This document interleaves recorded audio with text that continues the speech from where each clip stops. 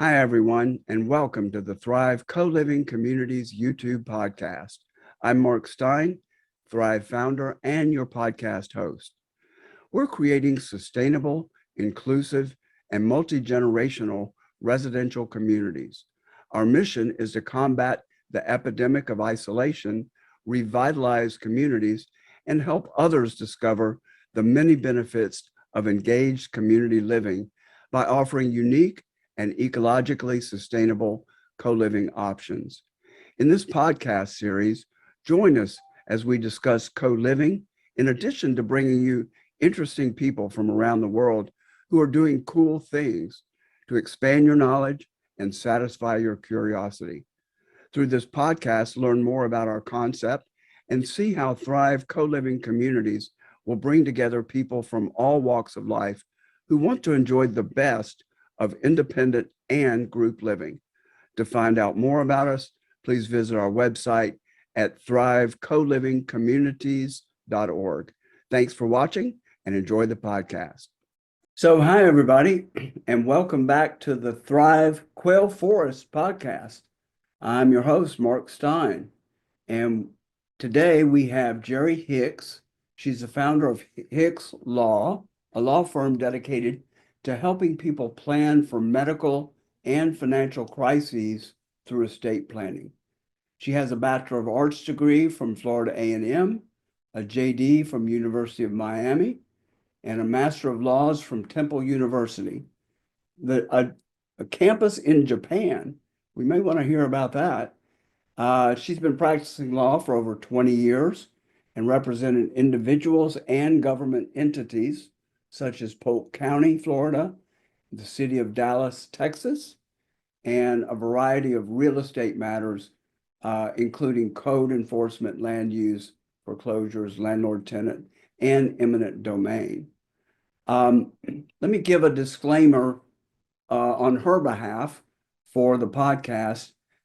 Information related to estate planning and probate is based on state law and the particular facts of your situation. The information provided by Gheri is intended to raise general awareness to potential issues, but does not apply in all situations. So you should consult with an attorney about the specifics of your situation. So we also have Hank Maddox, a member of the community here in Quail Forest, and he's going to ask some questions as well as me. So welcome, Hank, and welcome, Gheri. Thank you. Thanks for having me, Mark. I appreciate it. All right. You know what? First of all, let's talk about getting a master's degree in Japan. Sure. A little bit. The short story, if I can make it short. I like traveling. So when I originally started to become a lawyer, I really wanted to do international law. And I thought I was going to live overseas and do life and be a lawyer overseas. So I did a study abroad several times. But finally, when I graduated from law school, I said, hey, let's see if we can live in another country. I'd been to Japan twice already by that point. So I was like, I like Japan. Let's go to Temple because they have a campus in Tokyo. And I did my master's degree there. And I was really just testing the waters to see if I could live there, work there full time. So that experience. I love Japan as a place to live. I didn't find it was going to be a place for me to live and work. So I didn't pursue it any further than that. So yeah, the degree was just an excuse to test the waters without committing. And how But long it was did a you good live there? it was about 8 months because that was my third trip and I always went under school with a school situation. So I would get credits and stuff. So the credits for my first two trips carried over. So I spent 8 months doing it and writing my paper and stuff like that. So I mean, it was a good story. It was not as exciting sometimes as it sounds, but I love Japan. So Cool. And that's going to school in another country is the next best thing to me to traveling at somebody else's expense. yeah. Traveling for work and getting paid for it. For sure. Well, I mean, I paid for it, so that's worse, right? Right. I Yeah. paid twice for it. I paid teachers as well as living in one of the most expensive countries in the world. Right. I wasn't that bright.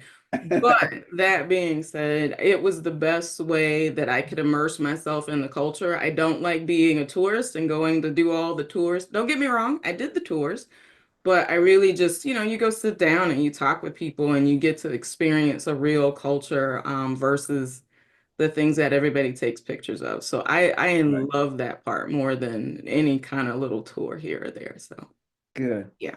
Well, so let's get into the topic at hand. Yep. Why don't we start out with some the several of the most popular things that people misunderstand about estate planning? Sure. What are you always having to correct people on because they've got this bias or wrong information Yep. that circulates at Thanksgiving? Uh, Yep. give Or me, or on TV or whatever commercial, absolutely. The first one is, oh, I have a will, so it avoids probate. I don't have to do probate because of that. And unfortunately, a will leads you directly to probate, depending on the type of assets that you have. So, in fact, the word probate is Latin for prove, right? You're proving that will is in fact accurate. And now we're going to carry that out. So that is absolutely the most common thing that I see. And then the next one goes down to, somebody on TV or some asset protection commercial I saw said I need a trust and I'm gonna go get this trust and get it all done.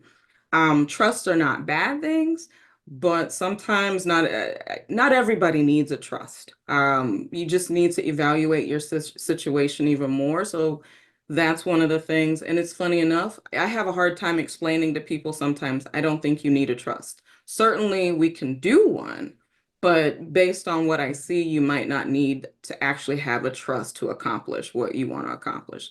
So that's one of the common things that I see. And then the one that is my pet peeve, if I can say that, and I say this very, very like seriously, the expression of I have a POA over her or I have a POA over him. So the way people will use a POA and they basically believe they have control over someone. And that is most irritating because it doesn't give you the right to stop your parent from making choices. It doesn't take away their rights at all.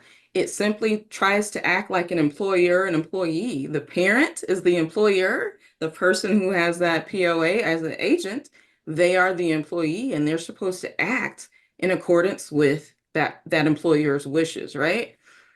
So a lot of times when I see people using POAs, they believe they have all of the power, and they do have a lot of power based on the document, but they act as if they can use their own judgment, and it doesn't need to be consistent with the person that gave them the authority that with their wishes.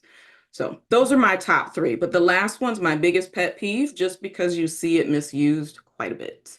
Mhm. Yeah. And does the person who the parent in this case do does their power not end until they're incapacitated and not able to make their own decisions?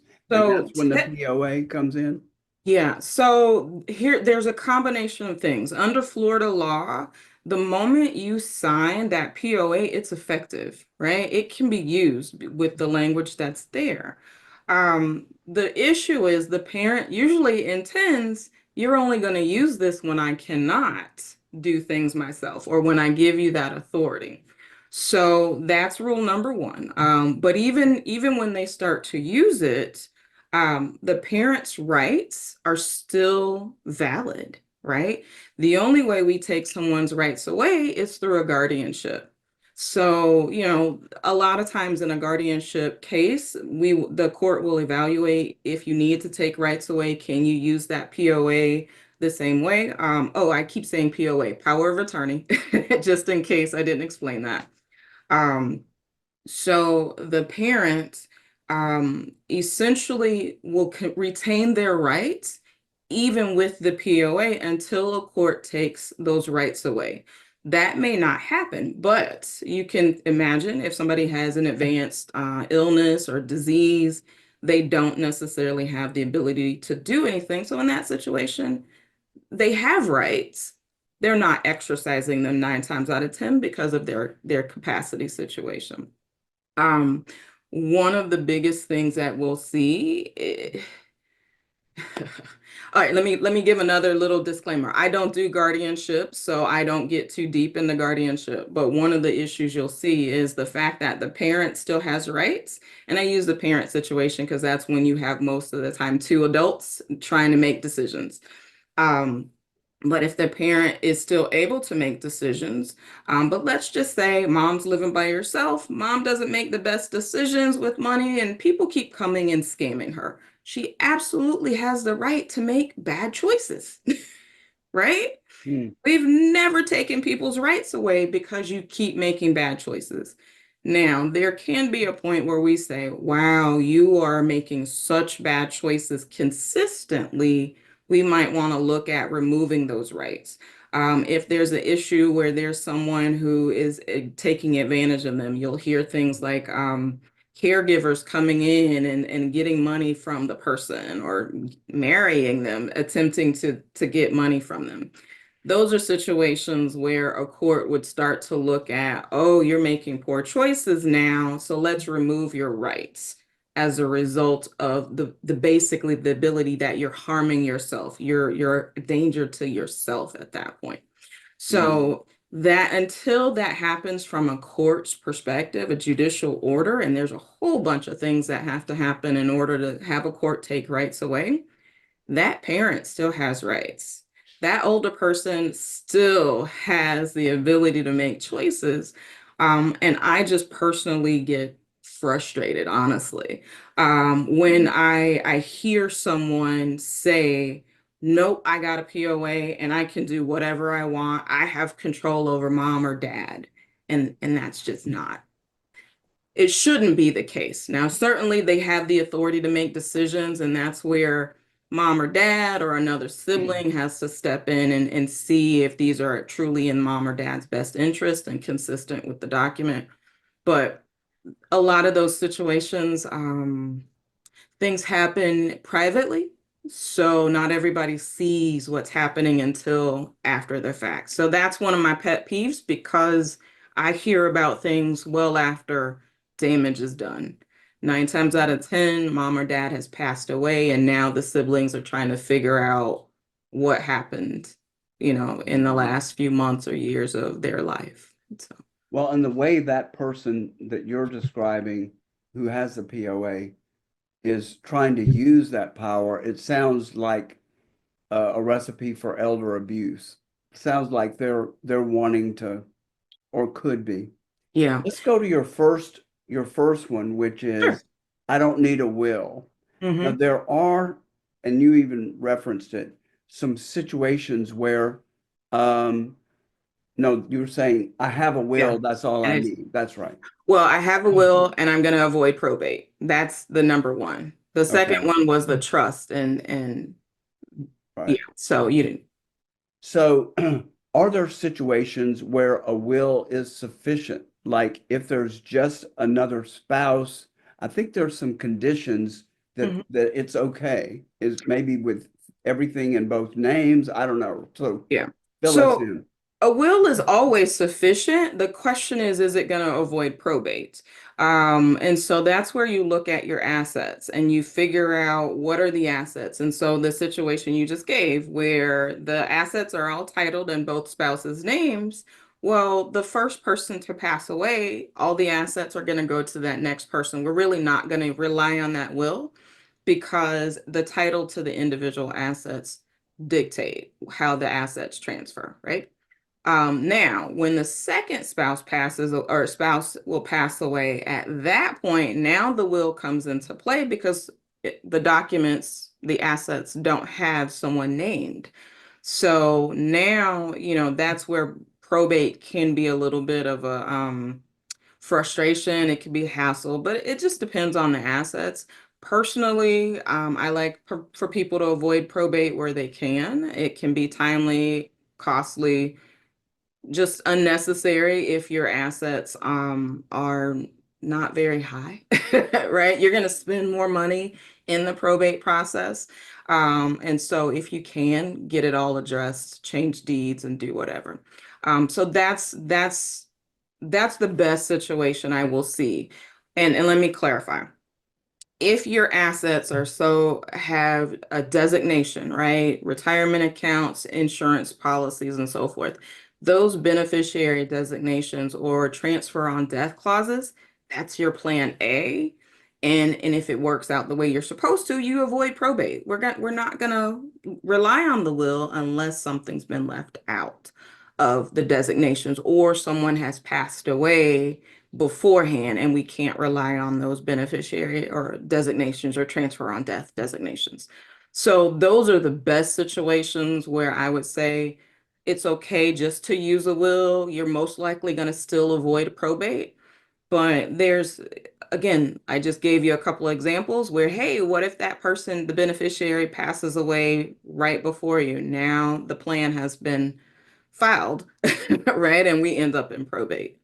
What if you have a secondary beneficiary? Right. If this, then this, like Right. like you got one child, Mm-hmm. um, Mm-hmm. and they're the secondary. Yep. Um, As long as the person you have a beneficiary there, so whether it's a primary or a contingency, as long as there's someone there, it's going to pass. If you don't have someone standing living at the time, now you're going to go to probate with that asset. okay.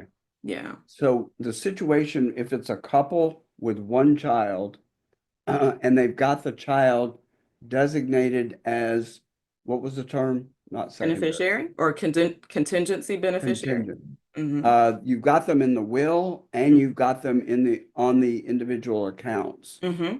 Um, is that going to be smooth? And is that going to, It when can the be. child takes over, do they have to go to probate?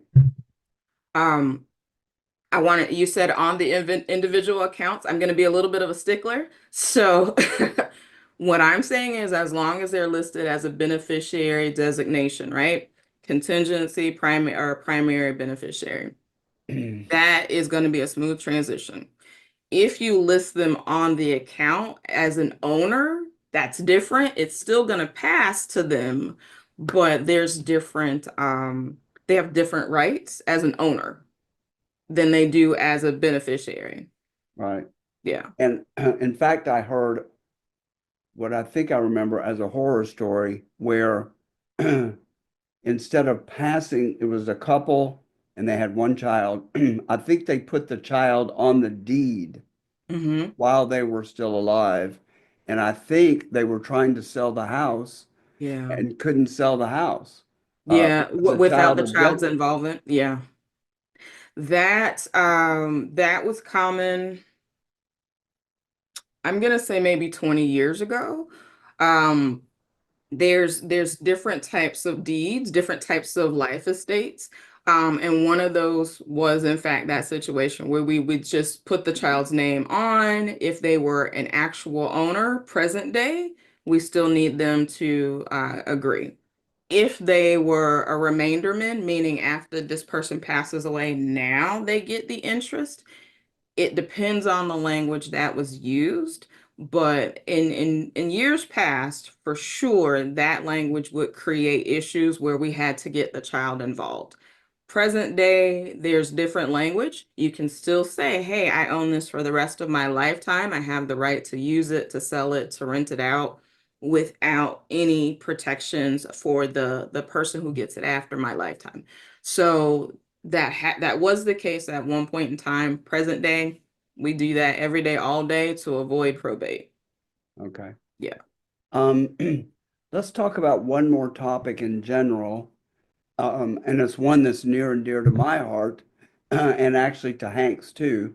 Okay. Um, the revocable living trust. Hmm. And I am this far from completing mine. I've got one more asset that needs to be transferred into the trust. Yeah.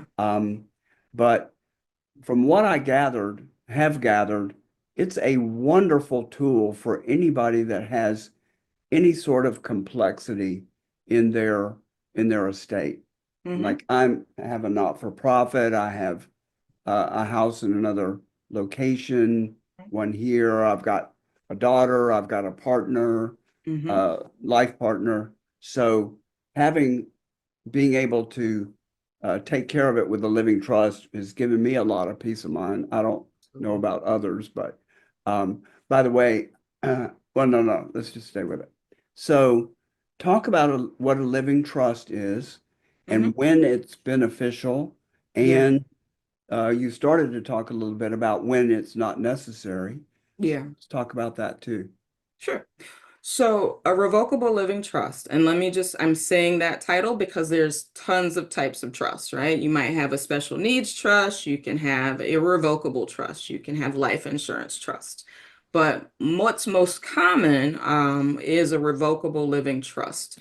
And so that trust is essentially where you're going to put all of your assets into it.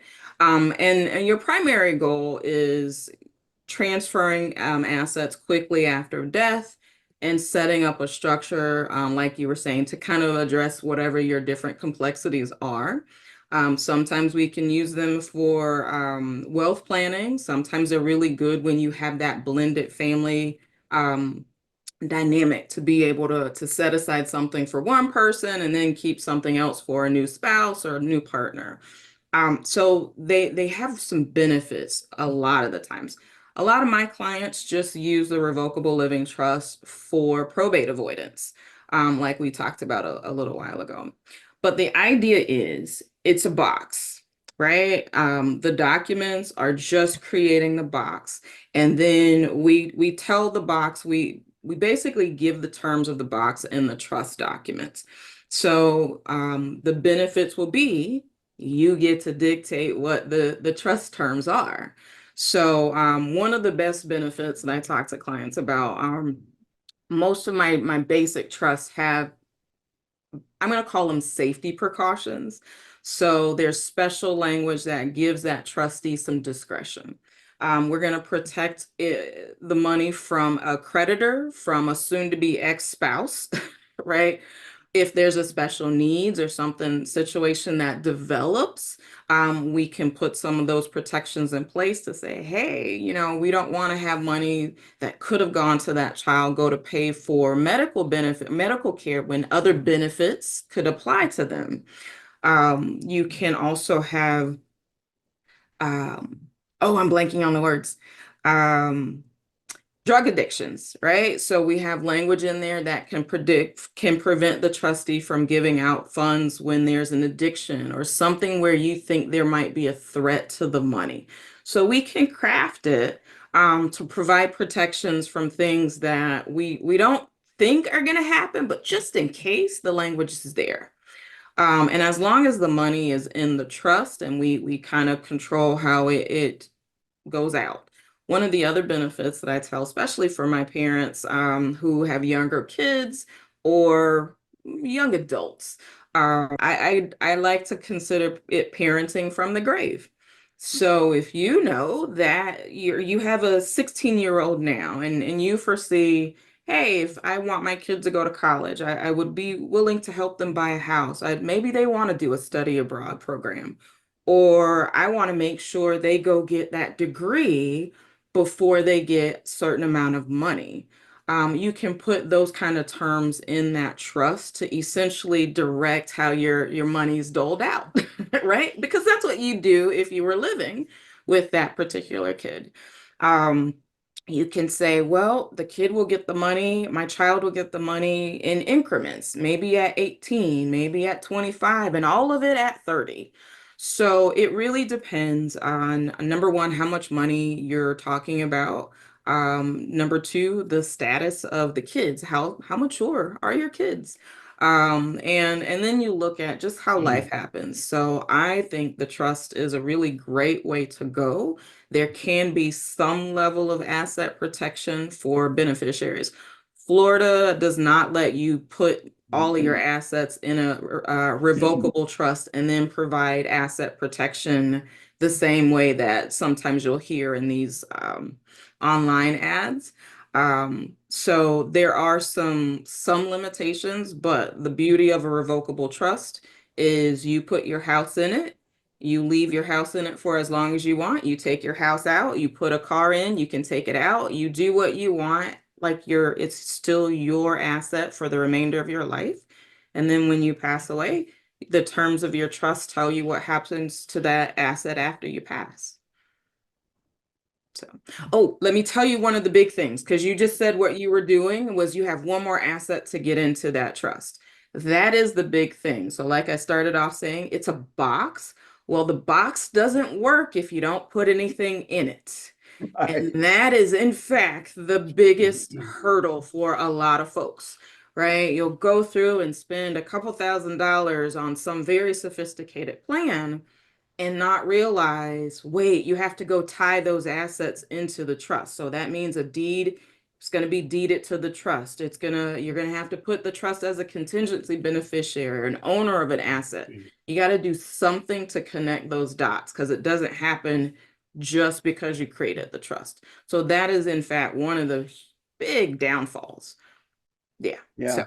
And my trust attorney, estate planning attorney, did handle several of the things that I needed to do, but there was a lot of homework I had, and Absolutely. each entity had different requirements for me to get it into the trust. And Yeah. this one is just like a stock in a company, like $1,000 worth of Mm-hmm. assets, Mm-hmm. and they're asking for all sorts of types of documents, and Yeah. um, it's just a pain in the rear. Yeah, it can be for sure. And that's one of the reasons why you want to evaluate it very carefully. Make sure you're titling things appropriately. But that's also one of the reasons when clients will come back to me and I start asking, hey, you want to make some changes to this trust? Well, let's talk about, what you've done to this trust beforehand.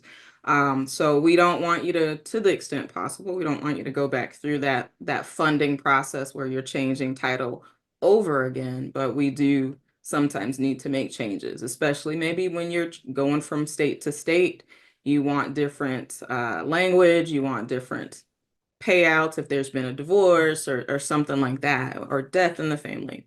So it does require some attention to detail. Give us last thing, and then we'll open it up to Hank, Yeah.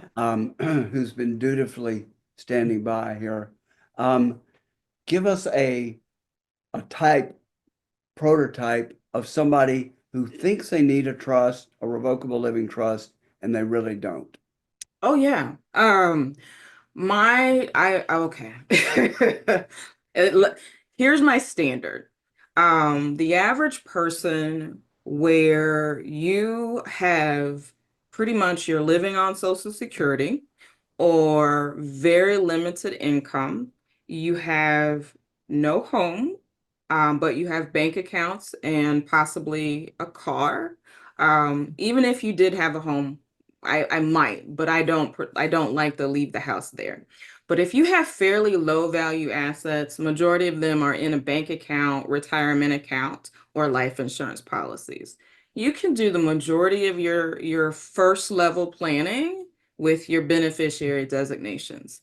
You do your primary, your contingency, and if money is a concern, then you can rely on that will, because we at least have a couple of people standing ahead before that will comes into place. That's where I would be okay with the average person who is money sensitive saying, well, Jerry, I don't really want to do that much and I don't want it to be that complicated. That's the ideal situation where it's just bank accounts, very, very minimal diversity in assets that way. We're not talking about the stocks. We're not talking about second properties or hunting cabins or timeshares, right? Mhm. Yeah. And if that adult has one child, but if they have numerous siblings and there's conflict within the siblings Right. pre-death, then Yeah. there's probably going to be conflict post-death. I know Yes. that's not the Yeah. proper term, but Right. No, so that's that could be a reason to put if they've absolutely. got a house, to put that Yes. in the trust. Yes. So my thought process, and it is hard to convince clients of this, and I'm just because this is what I see doing probate stuff. I personally will tell a client, evaluate your children.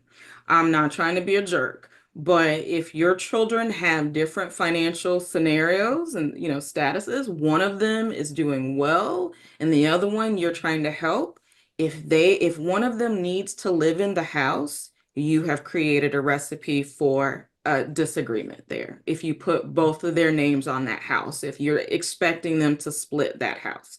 So in that situation, I'd encourage you to go, hey, what can I give one, if I give one child the house and I give the other one the assets and we make sure these things are available, that's the way we try to avoid disagreements. Most people don't feel good about that choice, but I honestly, I just go, listen, you're going to set up a disagreement because personally, I love my brother to death, right? I can tell you, he and I will agree on a lot of things, but we will not agree what to do with $250,000 that's in both of our names, right? Yeah. And And so that's just the reality of how people disagree. And because it's going to be a significant asset, now we might have to get lawyers involved, or there's some extreme bad blood there. yeah. Yeah, And for some people in that marginal scenario, they may not have assets that could even come close to the value of the house. So, exactly. you know, Exactly.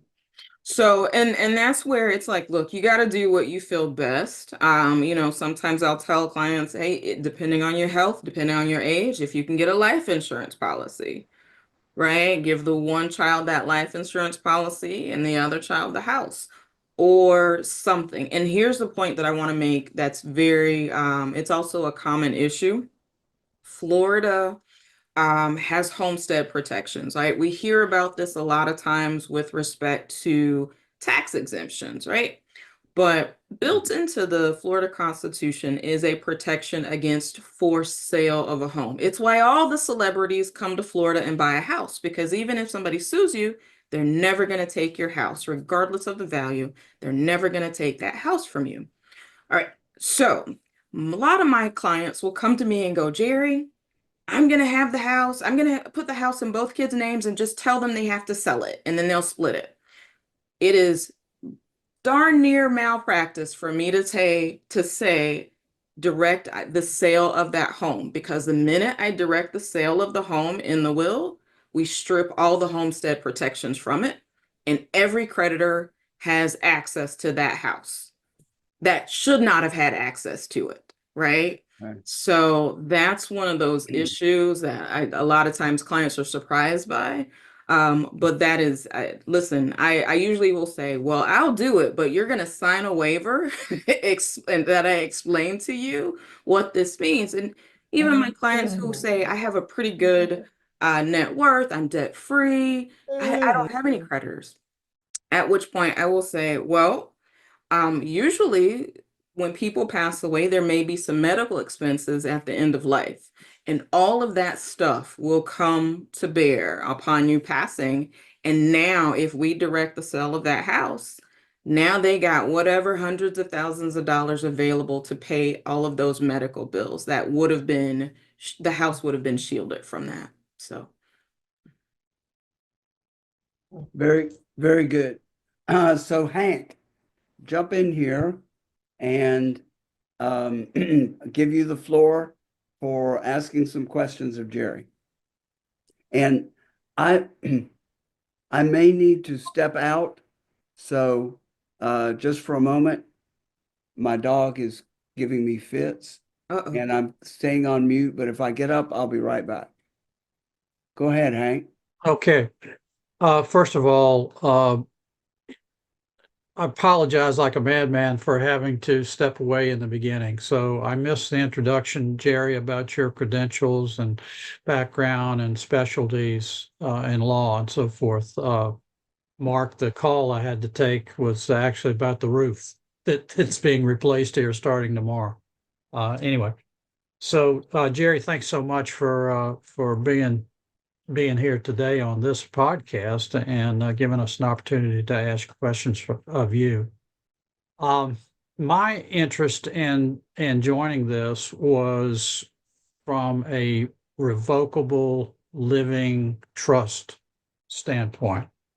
I was sharing with Mark that I've actually had a revocable trust for the past 8 or 9 years, actually about 10 years.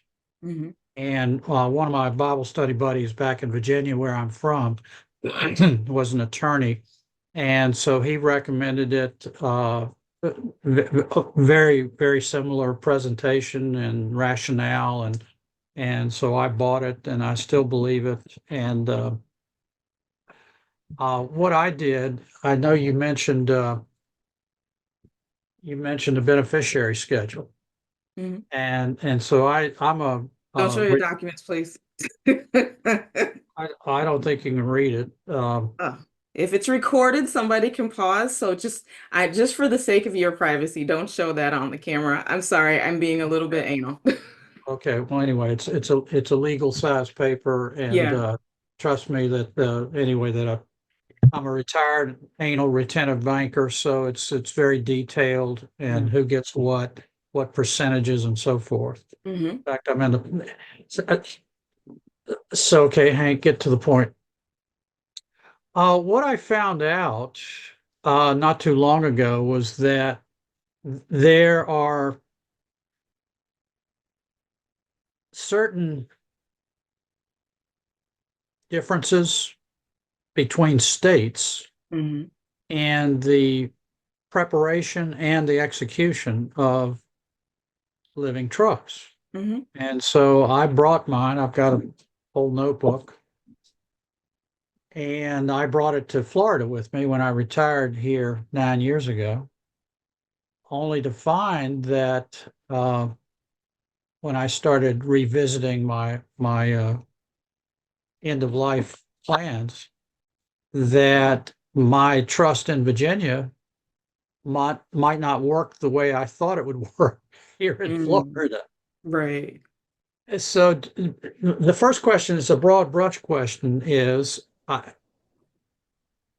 when moving from one state to another with a document that was prepared in a different state, what do I need to be aware of, or what are some key ingredients of the revisions that I need to make to my current document in the state of Florida? You were talking about homestead, which was Right. interesting. Yeah. So that's a hard question to answer, Frank, or Hank, excuse me. Because the general rule is if the document is valid where it's created, it's going to be valid, right? Because it's still I'm assuming your document still says, I think you said Virginia law controls. So now Florida's going to nitpick about certain things that we find against our public policy, like the homestead piece, right? We're not gonna let you transfer your homestead in Florida according to Virginia law in that situation. So you would unless it just happens to be consistent with Florida law. So the rule that I tell everybody is basically just spend the money, honestly, to have a Florida lawyer or whatever state you go to review the documents to make sure it works the way you intended. Because the majority of it probably will. There's a few things that might be different, right? Well, maybe this state requires two witnesses and another state requires three witnesses and a notary. So there might be some differences in formality, but those are things it's just going to be so sophisticated that you kind of have to be well versed in Florida law to know what it's going to do and not going to do. So that's where I just tell you, just spend some money and let a lawyer review your actual documents to make sure it works that way. All right. Can you tell me this? Mhm. Back to this beneficiary schedule that I'm Yes, holding up. right, that we all see.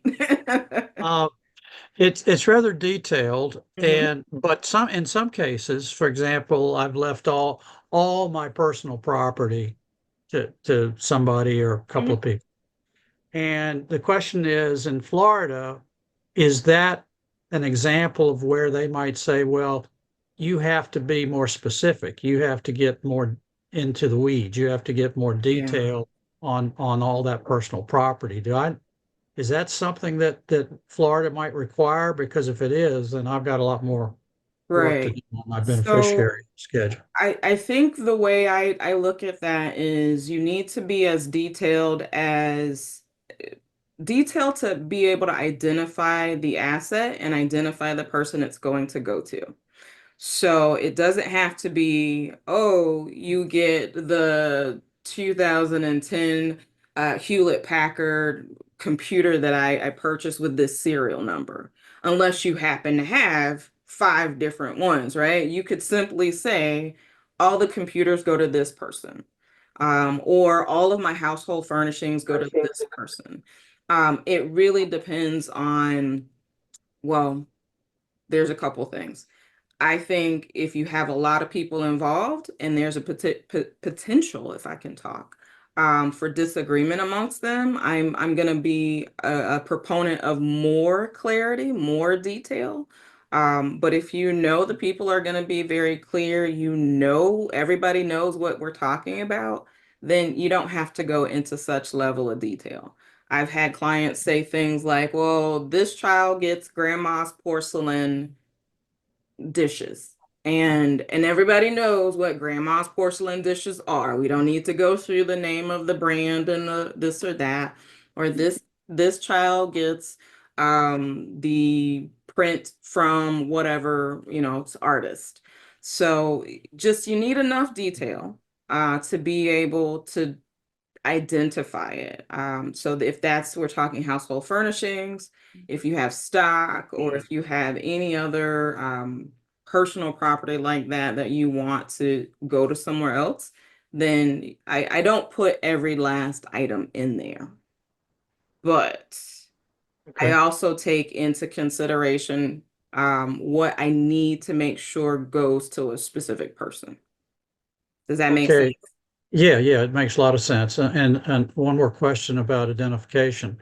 Is those people to whom I'm leaving stuff, Mm-hmm. and even organizations, Mm-hmm. either in nonprofits, church, Mm-hmm. uh, college, uh, do don't I need to get, or do I need to get names, addresses, um, current as possible, Mm-hmm. and Social Security or Right. EIDs also So for the benefit of for the agent that I'm right. using? Okay. Yes and no, depending on the entity. So if it's an individual, right, you can say my daughter and give her name. We don't need as much detail because we know this is your daughter, unless you have a host of kids that it's going to be difficult to, and they have the similar name, George Foreman, George Foreman, George Foreman. That might be a little bit more difficult, but you want to put more detail there. Maybe just a date of birth will be better for an individual. The entities, on the other hand, they have a specific tax ID information, they have a specific legal name. So that's where you do have to put the effort in. A lot of organizations, charitable entities especially, they have plans for how you can give a bequest or something in your will or trust. You can go on their websites a lot of time, or just call their giving officer, and they will happily give you their tax ID number. and and the specific language that they want you to have in your documents, so that they can, and because you also have to give a purpose for the gift. right? So they will give you the model language, and literally they are happy to do it. They put it on the websites a lot of times. So yeah. Okay, Well, let me jump in. Both of you in this situation need to wrap up. Yes. So, Jerry, can you give us contact information if somebody would like to work with you and Yeah, give us the states that you're licensed in? And let's make it easy for people to reach out to you, and we will put that information down in the show notes. perfect. Thank you. So again, it's Gheri Hicks. I'm with Hicks Law. My office is in Plant City, Florida. You can go on the website, Hicks Law, P as in Paul, A as in Apple.com. That gives you the opportunity to look around the website, but you can also make an appointment there.